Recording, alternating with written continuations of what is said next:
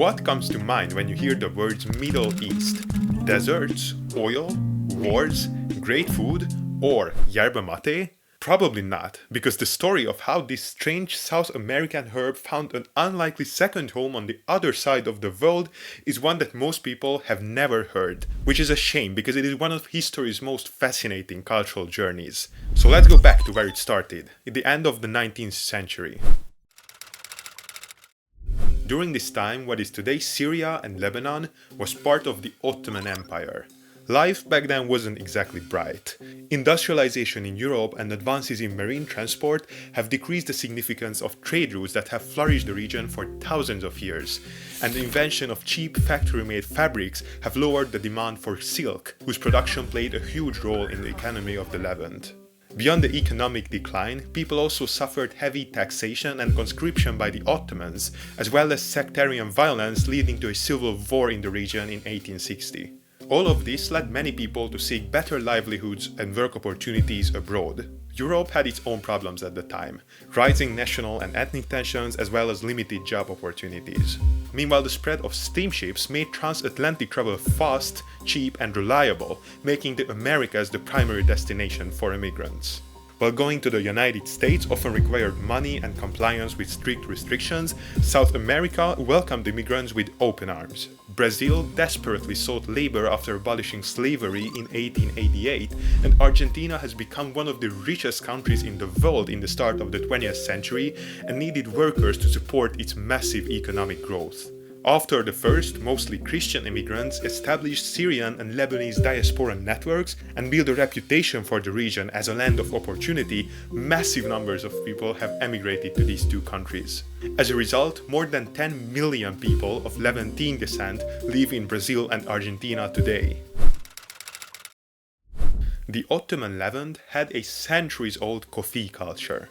Coffee houses were central to social life and coffee rituals were deeply embedded in everyday culture, but coffee houses were also home to something else, nargile, or the water pipe.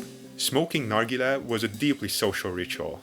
People gathering in circles, passing the pipe round, was a symbol of hospitality and friendship. Tea also became widely consumed in the 19th century due to Ottoman trade networks with the Far East and the British. Naturally, the immigrants kept their coffee and tea traditions after arriving in South America, but there they also encountered something new, yerba mate. This drink not only had a ritual basically identical to nargile, it also combined some of the best qualities of tea and coffee. It was stimulating, yet relaxing, suppressed hunger, and its effect could last all day. It was also cheaper in South America than tea, coffee, or tobacco. Unsurprisingly, it didn't take long for the diaspora communities to embrace yerba mate and embed it into their culture. At the same time, they've maintained a strong connections with the relatives they've left behind. Steamship routes made transatlantic travel and communication relatively easy, so migrants often returned for visits and frequently mailed money and goods, including yerba mate, to help their families. While this might not seem significant enough to result in a major cultural exchange, the sheer scale of this was shocking. For example, in the Mount Lebanon region, 45.6% of the income depended on remittances from the Americas in 1914. When the Entente powers blocked these shipments during the First World War, a famine broke out that killed half the population within the span of just 3 years. It is safe to say that transportation between South America and the Levant was large-scale and vital. Additionally, return rates among Syrian immigrants was exceptionally high, ranging between 30 and 60% annually after the First World War. This increased even further after 1930 when Argentina plunged into political instability. With these returning migrants, yerba mate slowly started to spread throughout the Middle East. Argentina was the first to recognize this growing demand and began exporting yerba mate to Syria commercially in 1936. Imports were initially unorganized and mostly managed by families with South American connections or immigrant traders. This started to change in 1956. Mohammed Abu Kuzam was a Lebanese writer and poet and a descendant of an Argentine immigrant family. He knew and loved yerba mate and became committed to educate Lebanese communities about it. He also created his own label, Castiello, which is considered the most iconic Lebanese yerba mate brand, which still holds a stable place in the local mate market today. Syria has a similar story. The Kabur family started importing mate from Argentina in 1960 and eventually became the most influential yerba mate business in the Middle East.